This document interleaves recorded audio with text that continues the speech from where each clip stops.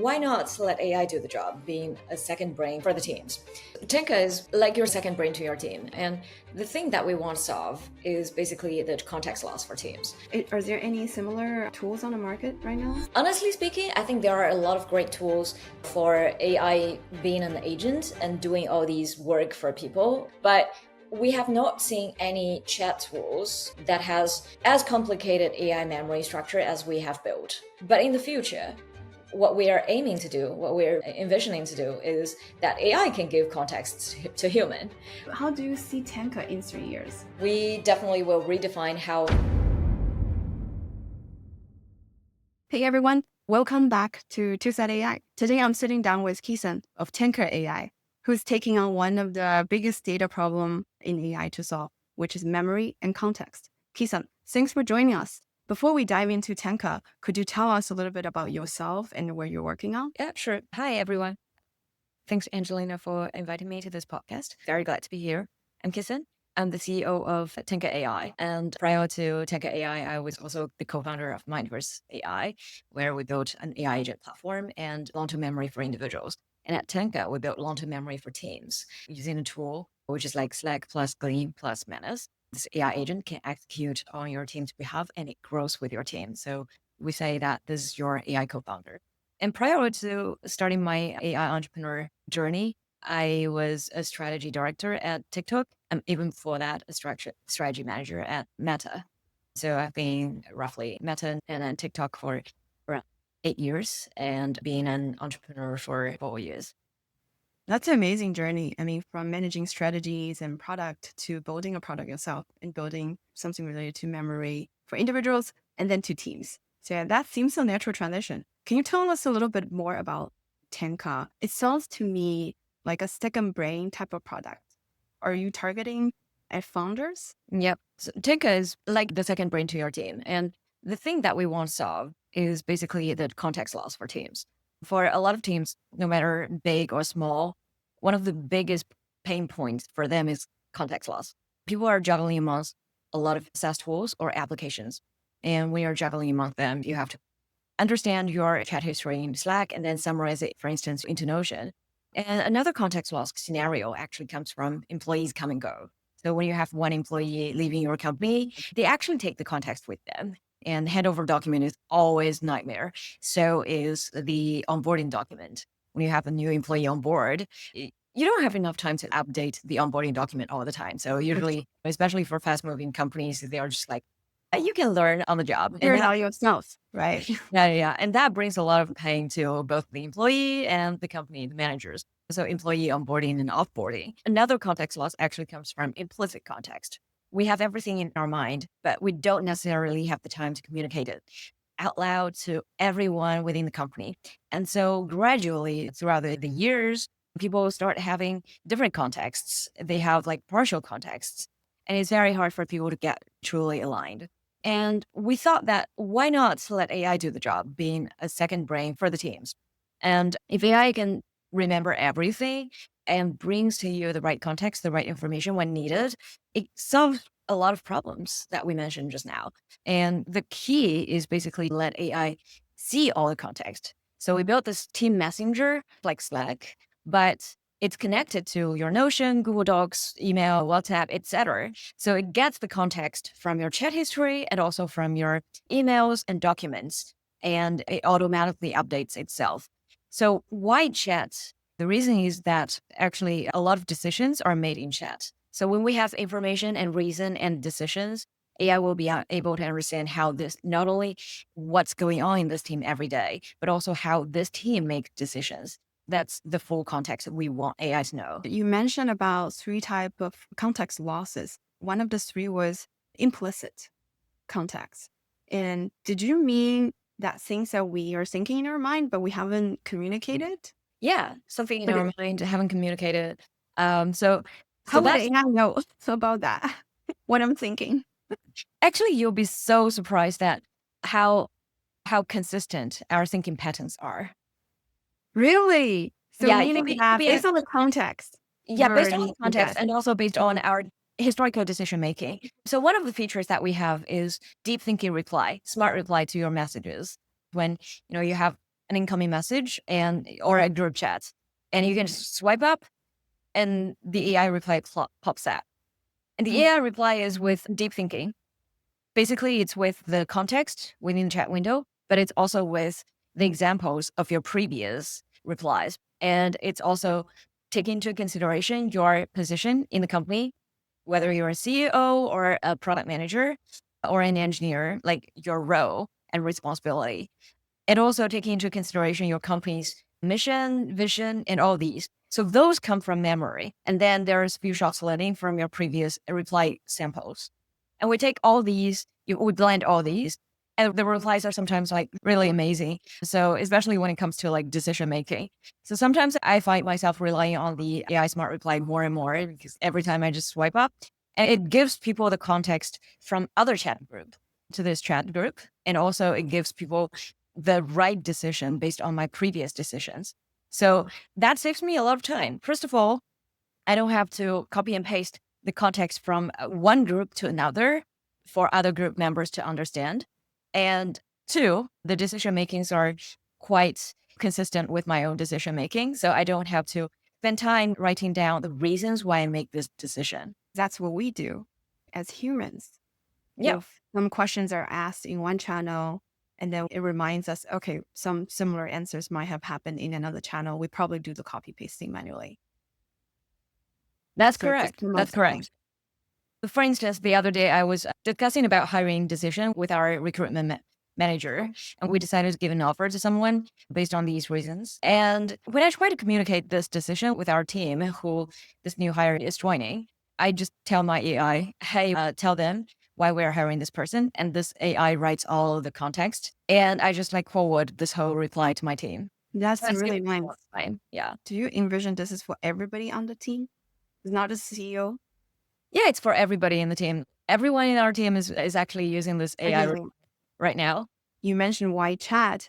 I can see that this is the major way of how we communicate with another human being. So now we're just conversing through AI and with our teammates together, right? So merging the machine communication with the human communication together. We try to take a first principle thinking. A lot of times in team setting, the ideas actually start from you chatting with your teammates, chatting with ideas.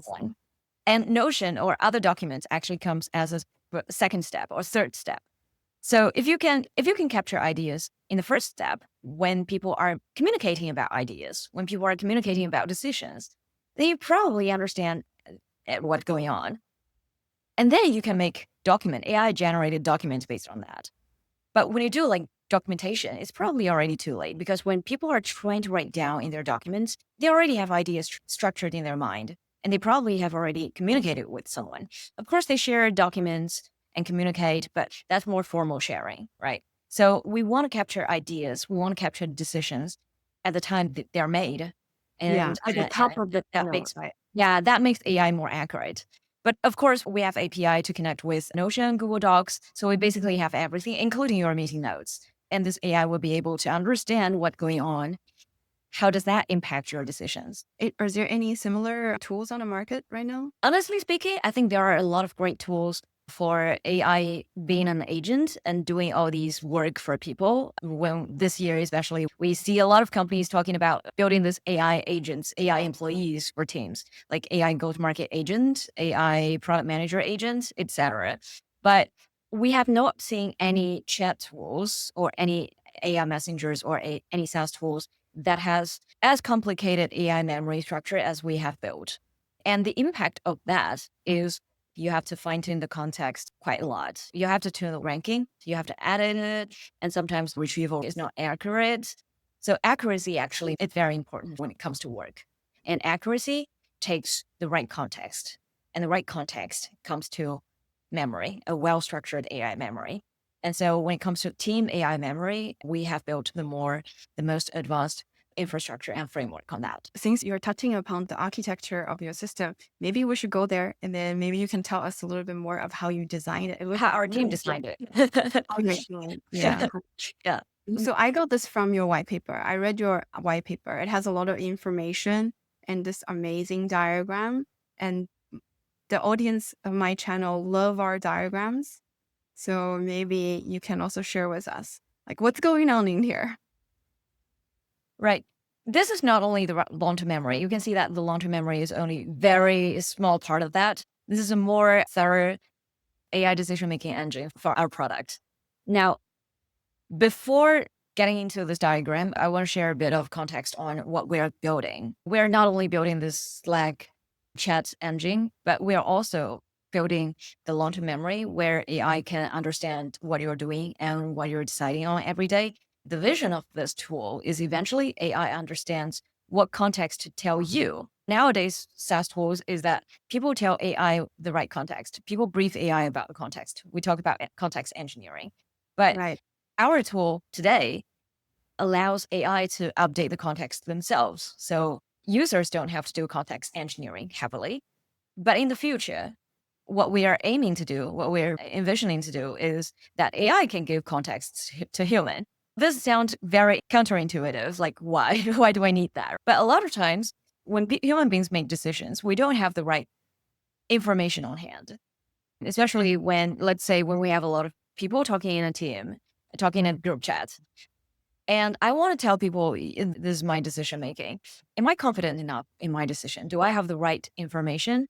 Do I memorize all the right information that people have been discussing about that are available online? Our thesis is that if people have the right information, have the accurate information at the right time, their decision making would be much better, much more accurate and much more powerful.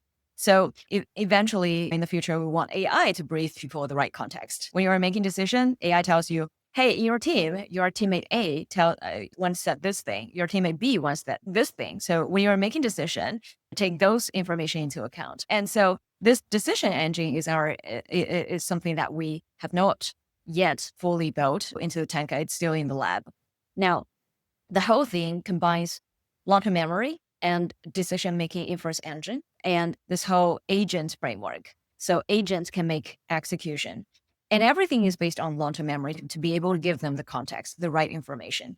And this long-term memory, which is not well drawn in this graph, is actually something that we have been designing for the past 2 years. When it comes to team long-term memory, there are a lot of challenges, and I can talk about those challenges later. But basically, we combine a lot of different methodologies like episodic memory, vector database, knowledge graph, etc., for different scenarios.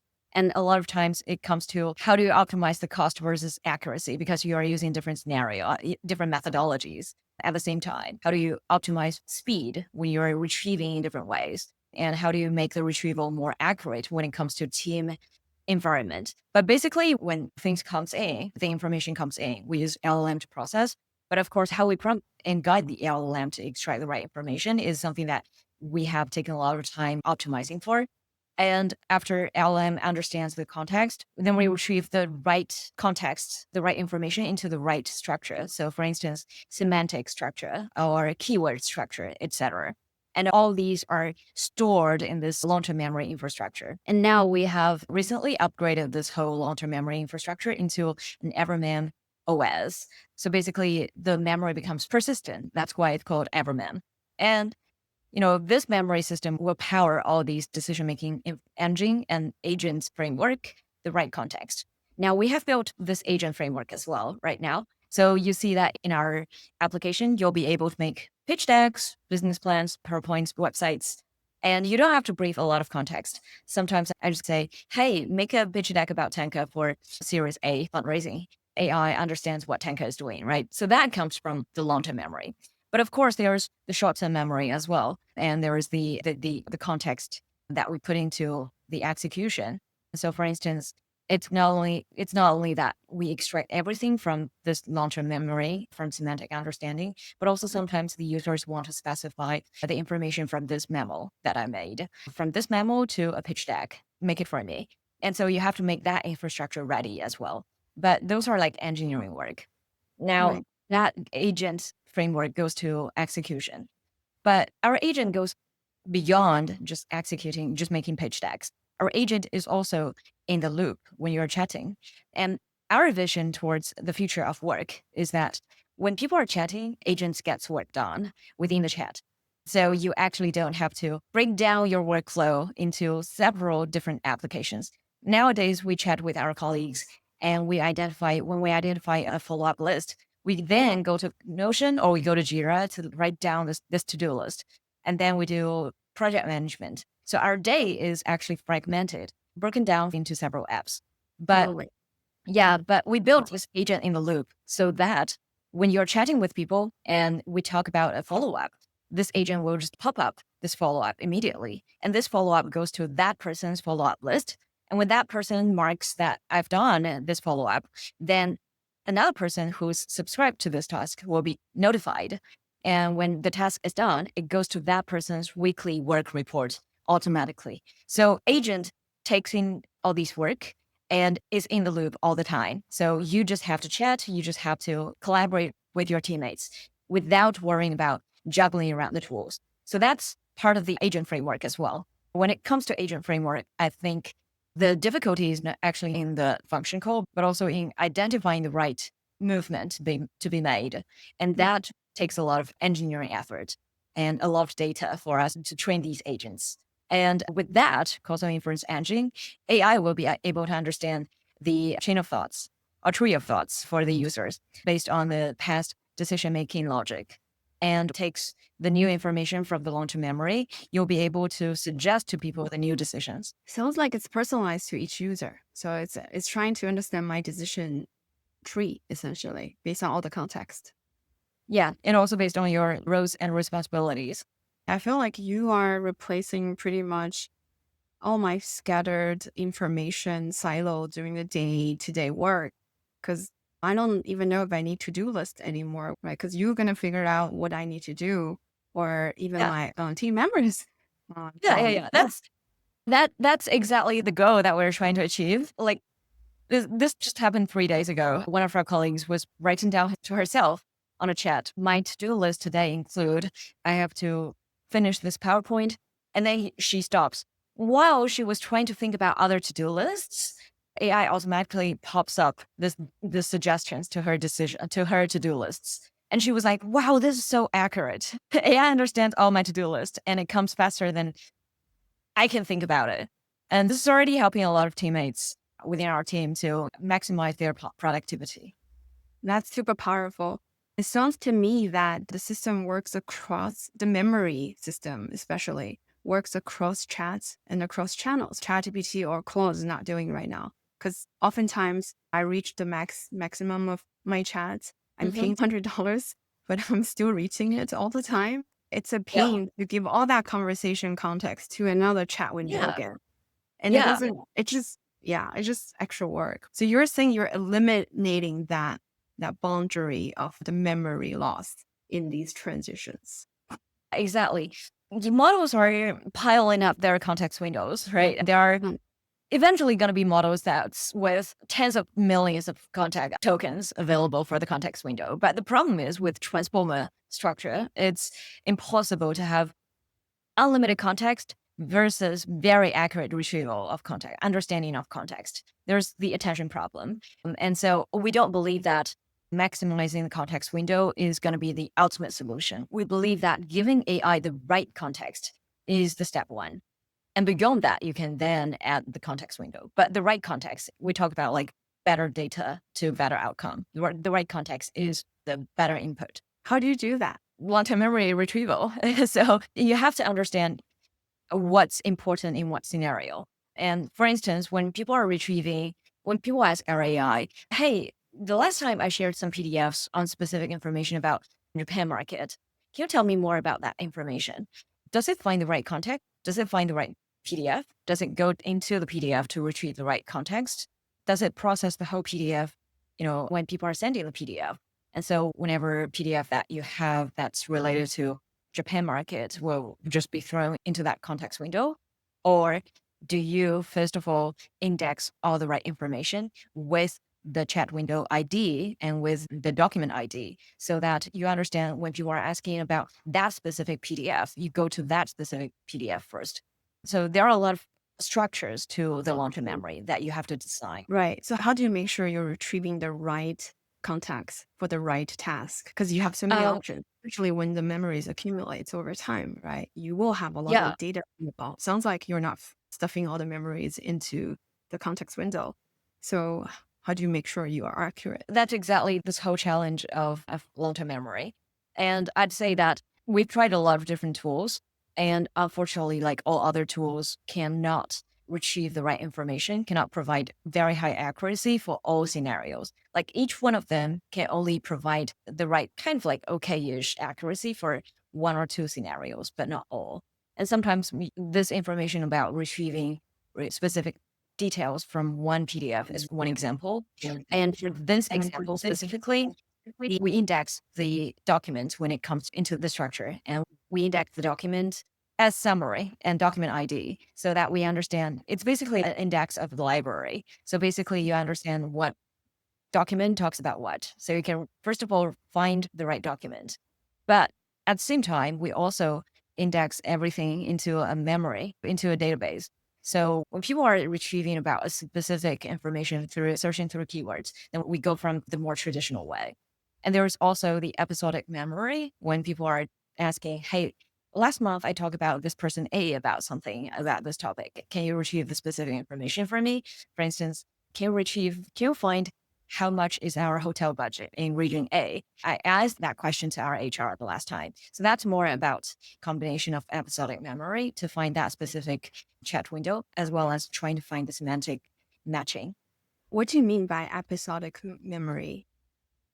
This is more about, it's kind of like standard memory. First of all, we put timestamp on every piece of memory because when it comes to teamwork, it's very important for you to understand like when this conversation happens or when this document was when this specific matter happened. People need that information to understand what's more recent.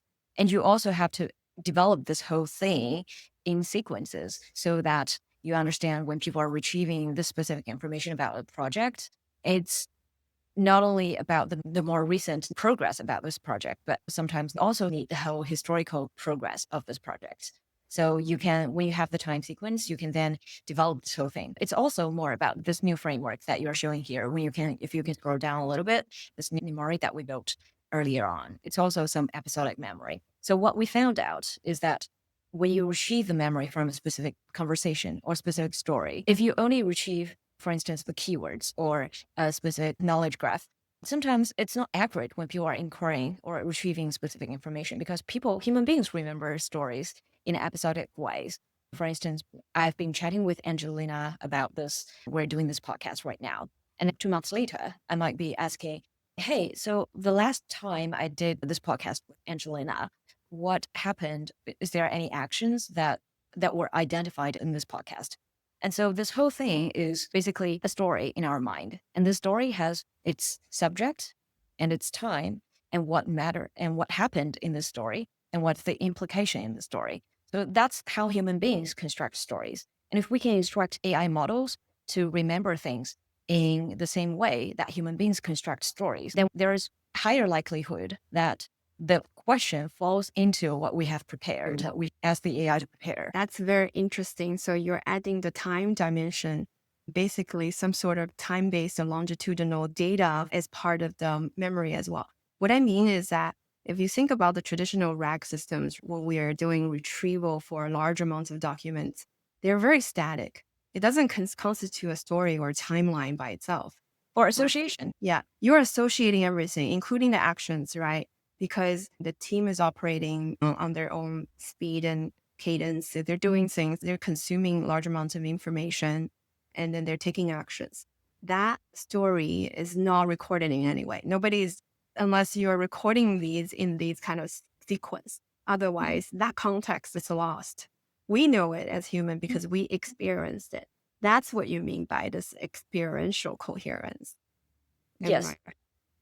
exactly. Yeah. And I think when it comes to long-term memory, there are going to be more and more work that's done by studying our human brain, like how we remember. For instance, the more recently used and popular memory frameworks, including HippoRag, including Meta's RefRag, etc. If you look into how they make memory, it's quite intuitive, like introducing the structure to our memories and compressing the memories. So it's pretty much like when we are remembering something, there's structure, there's abstract understanding, there's association, And I think more and more work will be published, will be done in terms of the memory side. And the reason why we are more advanced in memory is because we have a whole institution, a research institution on neuroscience.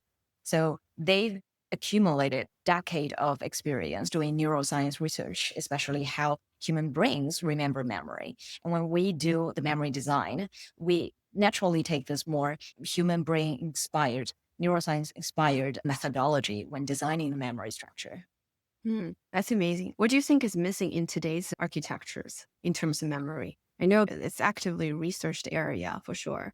Based on your understanding, comparing with how human memories work, what do you think is missing in AI today? I think there are a lot of similarities in terms of the framework, but when you are putting all these framework industrial usage, you do have to engineer the whole thing to make the results better. And also, how do we combine all these efforts together? There's no one size fits all. I'm not sure if there will ever exist a one size fits all memory infrastructure to be able to retrieve comes up with all the most accurate memory with whatever question that you ask, right? There's inherent disadvantage for LLMs, for AI versus human brains. Human brains are just like way much more efficient. That's one thing. And also with regards to the transformer structure itself, it has its hard limit, and especially the attention limit. And so I think maybe there will be other innovations with regards to the transformer structure, but with the current structure, there are definitely limitations. And you can only do so much with regards to how you store the information, how you retrieve the information, but you cannot actually have one size fits all. So you have to make a lot of frameworks work together. And another challenge that we do have is our specific scenario. There are a lot of memory structures when it comes to user AI chats, but that's easy. You only have one user ID, and when users chat with AI, they already put context within the chat window. That's called prompting. Yep. When you're retrieving the memory, you actually don't have to do a lot of association. So context continuity is not going to be a problem for those memory structures. But when it comes to team chats, you do have to take into consideration, first of all, the context continuity and also the right granularity of retrieving the information. For instance, people talk about implicit context and people jump topics. There are off-topic talks. So how do you associate those topics together? And when people are doing, in a group chat about a specific topic, and then all of a sudden someone says, hey, I suddenly have an idea about this question that we discussed about last week. Do you know which discussion that he was referring to? Can you make the right association when storing the data? So those are the engineering efforts that we actually have to make. So when it comes to like team memory, it's not only that, it's also about matching the right user ID. We connect with Slack, Notion, Google Docs, email, but users have different names on those tools. How can you match the user ID? And how can you match the user ID with their roles and responsibilities and extract the context with the right granularity? Let's say there are some introvert people, extrovert people. They're managers, they're engineers who only write code and don't talk much in the group chat, in the document. So when you're retrieving people's follow-ups, you actually can over-retrieve for managers because they communicate a lot to their teammates. And you under-retrieve for people who are only writing codes all the time and don't talk much in the group chat. So how do you optimize the situation? Who do you optimize for? So there are a lot of real challenges. And the biggest challenge for all of that is basically your data set. Do you have the right data set to test and optimize the scenarios all the time? Yeah, I can see where the challenge is, especially you're saying this is not my individual memory anymore. This is the whole team. So you have, in a sense, this is like the team god, which knows everything, knows everybody, what they're talking about, and knows what's happening within the company and within the team. How do you make sure that you give everybody the right amount of context? Exactly like what you said. As a team member, I may not even have the right to know what the managers knows. For the purpose of helping me, whatever the role is, to accomplish my task, I need a set of memory that works for me. So how do you balance that? Because I think it's very challenging based on what you're talking about. It's a very complex system you're building. Yeah, exactly. It is very challenging. So you have to select who you prioritize for. First of all, we prioritize for founders, for small teams. So they usually are the decision makers. So you optimize the cases for them. Again, there's no one size fits all. You do have to choose. And two, for scenarios that your AI capabilities cannot optimize for, you cannot do it really perfectly, you have to make it do with it by having better product designs. So for instance, when you over-retrieve for the founder's case, right? And you under-retrieving for more of the junior members' cases. And you do have to provide a better way, an easier way for them to input their follow-ups, to identify their follow-ups. And also sometimes you do have a lot of follow-ups on the lists. You have to basically rank those follow-ups. So when people are seeing a lot of items on their lists, they're seeing the most important items. And no matter how many that's in the expansion list, they're still seeing the most relevant ones. And that actually don't disturb the user experience. And there's a lot of nuances in AI product designs. And another example is how obvious we want a feature to be. Sometimes you have elegant design like Apple, right? Everything is like swiping and pinching. It's very elegant. We love everything to be designed in that way. But later on, we found out actually the users won't even know what they don't know. And we end up having a lot of features that the users are just not aware. For instance, in the chat group, when you swipe right, the group assistant will come out and you can ask the group assistant a lot of questions. And there is like the quick prompting you can schedule with the assistants. So you can say every day at 8 a.m., summarize to me all my unread messages and emails. But those features are largely unaware by our users because they're so hidden. And even for the smart reply, you have to do the very simple thing, which is to swipe up. But if a user doesn't know there's a smart reply feature, they wouldn't swipe up. So a lot of times we're debating between whether we should make one feature more obvious that the users will. It's right there. It's very hard for you to not know that it exists versus making it more implicit. Definitely takes time, right? Yeah, the product side.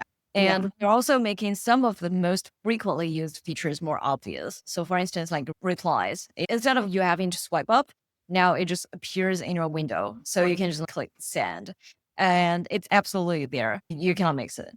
So there are high frequency usage features that we are trying to make it more obvious. Makes sense. Yeah. So the market needs education for sure. This is still early stage for communicating with the machine and gets things done. And I do think this is the future. Yeah, but it's very exciting. I see the human to AI interaction or collaboration, not only in the way that AI is with the right context, but also AI can get things done within the chat window automatically. So there are a lot of opportunities, potential when it comes to chat itself. A lot of things that we can explore. What about hallucination right now? Because we all face this issue, right? Yeah. I would say the most effective way is for you to limit the AI to find all the information within the team knowledge. And for every piece of information it retrieves, there is a source that users can click on and check the source. So either it's a chat ID or it's a memo. Everything has to come with a source. Does Tanka work with mostly unstructured data, text data, or multimodality data? What about structured data? Do you work with databases? We do structured data as well. So I would say we don't do like very complex databases yet because we target the small startups. And most of the time when it comes to small startups, they use very standardized tools like Notion, Google Docs, and a database Notion, right? And so it's not going to be like too complicated database, Oracle, whatever. Yeah, if you do some of that, then this is like one tool for everything. Seriously. Yeah. We'll try to take it step by step. So first of all, let's make the standardized tool really accurate first. Are you handling like row level access right now for privacy reasons? Yes, that's basically designed within the app from day one. Privacy and restrictions are very important to teams. So basically our AI only access the data that specific user can access to. And including the context or the episodic memories as well. Everything. I'm not going to know like the CEO, what they did, who they met, and things like that. No. Even the CEO can be able to access the data that they don't know. So for instance, if your team puts together a group to complain about this company and this group does not include you, your AI wouldn't be able to read that data. Awesome. Yeah.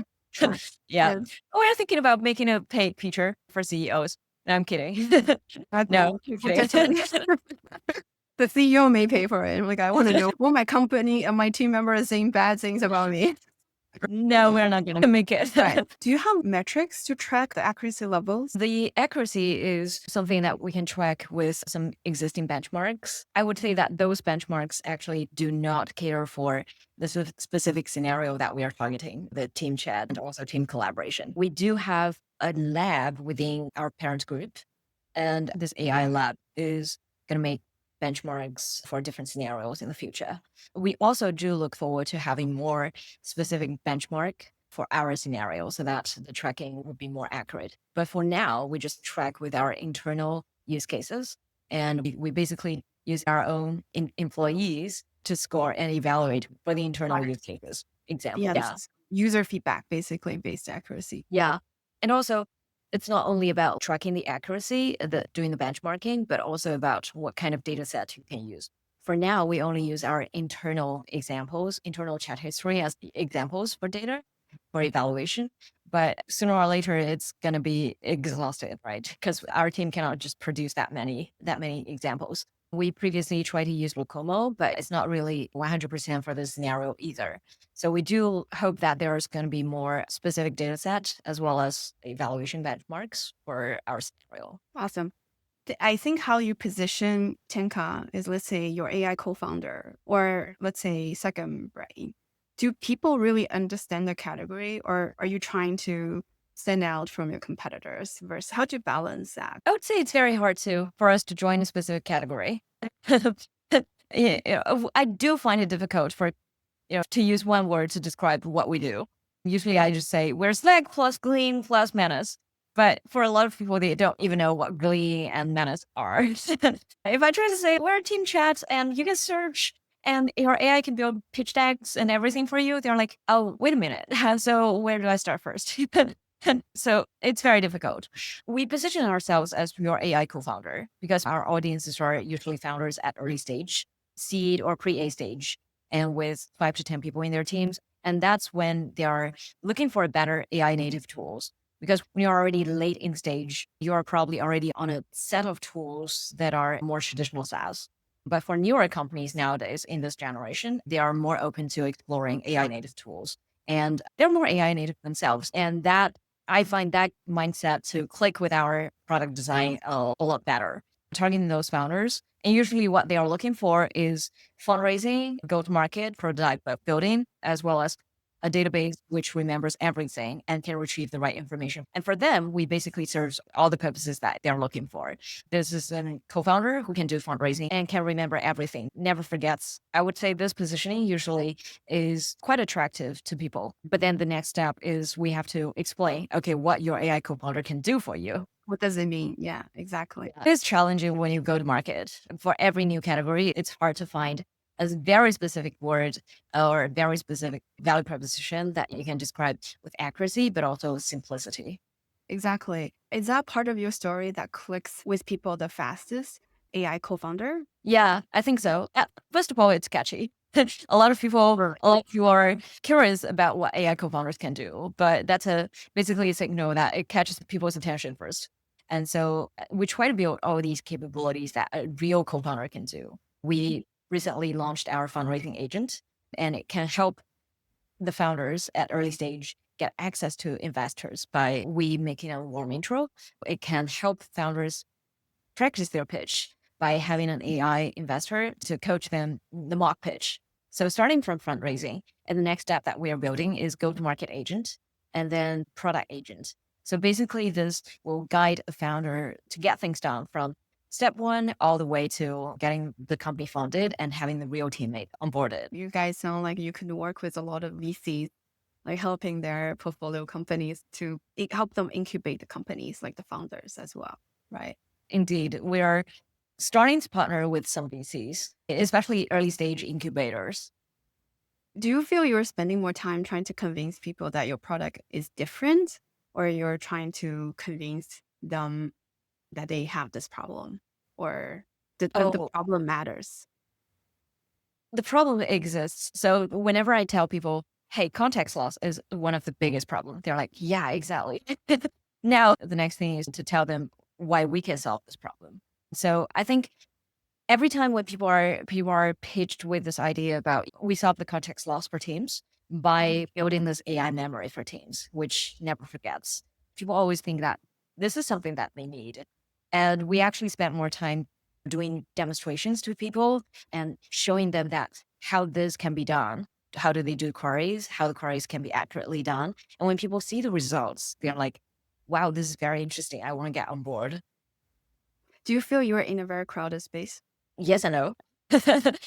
When you're talking about AI SaaS tools or AI productivity tools, there are a lot. You can see like hundreds of tools coming out every single day. And as founders, I get anxious too sometimes with seeing those tools. Not only about seeing the competition, it's more about, am I catching up with the trend? Because there are always like so many things coming out every day. But no, because all these tools provide one feature or another. They're more like your hands and feet. It's less about your second brain that can actually remember everything. So when it comes to having a knowledge base which can remember everything for the team, I don't think there are a lot of people, a lot of companies that have done it yet. And Glean does it well, but it's for enterprise and it's not self-serve. So for startups, especially early stage founders, there aren't many solutions yet. I don't know if Glean goes into the depths that you guys are going into, though. Yeah, exactly. Right. Yeah, like we not only have the right information, but also does execution for the teams. And it's like everything in one. So we're also very different from Glee. And Right. that's why I'm saying like, we don't actually see direct straight competition, but when it comes to AI productivity, there are a lot of tools out there. That's true. Yeah. So in the yes part of your answer, when you feel like, okay, it is somewhat crowded space, what's been the hardest part of trying to stand out in that space? Awareness, actually, because we're a startup and it's very hard to make everyone aware of this tool. It's like this problem exists in teams for a long time already, and people are looking for solutions. It also, I would say, from the product standpoint, there's an interesting loop. You have to find the value of this product for you to invite team members onto this product to chat with the team members.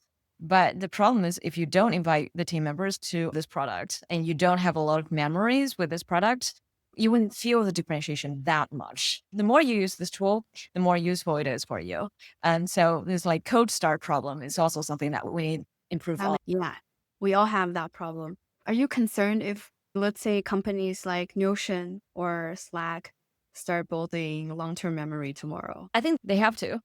Memory to AI is data to internet in the internet era. It's impossible that you build something without data. So it's also impossible that you build an AI tool without giving the AI the right context and still relying on human beings to provide AI with the right context. So they will do. But this whole thing is that it takes a lot of effort to actually make this AI memory work.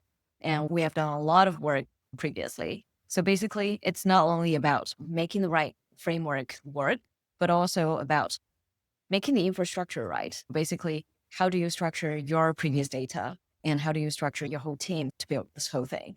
And for bigger companies, I would say they tend to move a little bit slower. And that's exactly the advantages for startups. They move fast. We're fearless. And so I'd say that we design the product as an AI native product from day one. It's not only about building the memory and having an AI co-pilot that works in your SaaS tool. It's about thinking about how AI can help people achieve better productivity from first principles perspective, like making AI a true team member. So the things that we talked about, having AI in the loop, having AI following up your tests from the beginning to the very end, those are designed within our system from day one. And it's very hard for a more traditional SaaS company to rewind everything that they have done just to build a new AI native tool from day one. Yeah, it's not going to happen overnight. I believe that. No Yeah. way. You have years of research Yeah. on long-term memory. It's hard. Yeah, exactly. And I've personally worked at Meta and ByteDance AI, and I understand how innovators' dilemma is a real thing. Yeah. How do you see Tanka in 3 years? I want to know what to expect from Tanka. Yeah, we definitely will redefine how human and AI collaboration looks like. You can see a lot of hints in our product now already. I think about the previous SaaS generation as something like Lego, right? You have Lego toys, you have different modules you can put together. Those modules are standardized, so you can put everything together as you want. But I think about AI, a native product, as 3D printing. So when you have 3D printing, you actually don't need Lego toys anymore. You just print everything on demand, personalized for you. So you can see Tanka tool as the basis of a 3D printing. You can build everything on top of that. The premise is that this 3D printing machine knows everything that you want. It has the memory. Once we have the memory, you can build a lot of things on top of that. The next step that we're going to build is better workflow. Workflow nowadays is fragmented in different tools and in different people's minds. So it's called rigid workflow, but we're trying to transform the workflow into flow. So when you just talk to the teammates, talk to your AI, and AI builds things for you, you don't have to worry about switching between tools. You just have your ideas flow and talking, and that's called the flow. And the next step is having better collaboration. How do we, nowadays people collaborate in chat, then they have to move the context to Notion docs, to whatever documents that they use on top of the good memory. When these things happen, then we can truly design an AI native way of collaboration for companies. And we can truly enable smaller teams in the AI era, especially the solo entrepreneurs or the smaller teams with super entities to collaborate together. I love your analogy about like 3D printing versus Lego. So no longer piecing things together, but things can just be hyper personalized, essentially. Whatever you want, it's possible. I would love to have just my mind just go into the flow and things can just happen. Yeah, For exactly. be awesome, right? Yeah. Thank you Yeah, so much. totally. And yeah, really nice chatting with you today. I learned a lot about architecture and your product design philosophy and what kind of pain points and problems you guys are solving. And I do think this is extremely valuable. And I think the technology is here and people are waiting. I'm looking forward to your updated launch soon, right? Yes, end of September. Okay. Do you think you can share like a beta tester link or whatever discount link you can share with my audience so we can let them try it out and give you feedback? Yeah, definitely. We'll share with you a discount link very soon. Thank you so much, That's Kisson. great. Really nice meeting you. Thanks Yeah. a lot.